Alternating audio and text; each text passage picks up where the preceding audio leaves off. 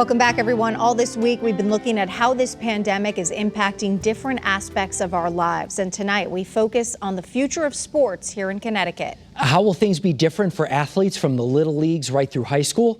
Channel 3 sports director Joe Zone looks at the future. There's not going to be any athletics at this stage if their school's not back in session.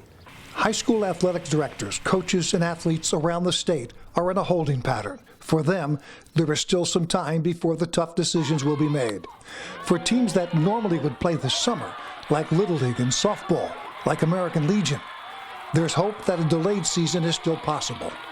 Here at Muzzy Field in Bristol, home of the Bristol American Legion baseball, they actually think they can play some baseball this summer. We've got to get these kids on the field. We got to get them out of the house. We got to get them in a competitive mode.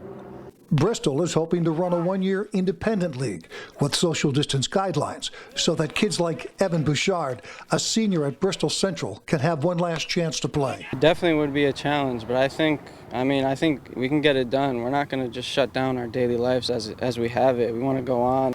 Going on is what educators around the state are talking about on a weekly basis. In a normal year, practice for fall sports would begin in 3 months, but this is far from a normal year. We lost the end of the winter season, all of the spring season, and now they're looking forward to what happens in September. If and when our health authorities give us the clearance to open facilities like this one, the key will be, what adaptations do we have to do to keep it safe for the kids?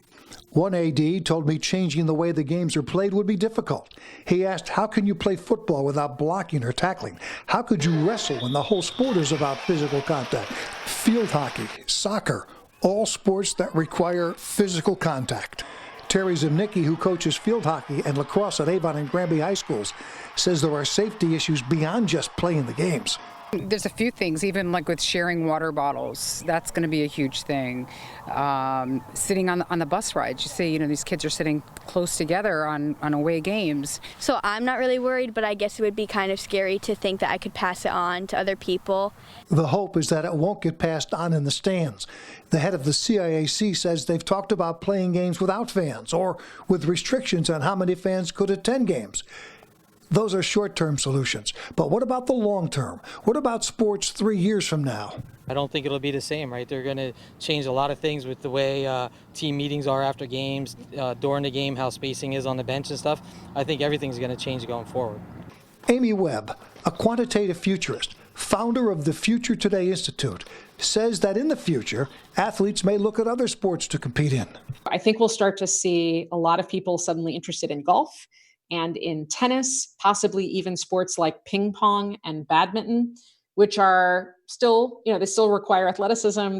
The future of sports in Connecticut, how we play them, how we watch them. The change has already begun. Joe Zone, Channel 3, Eyewitness News.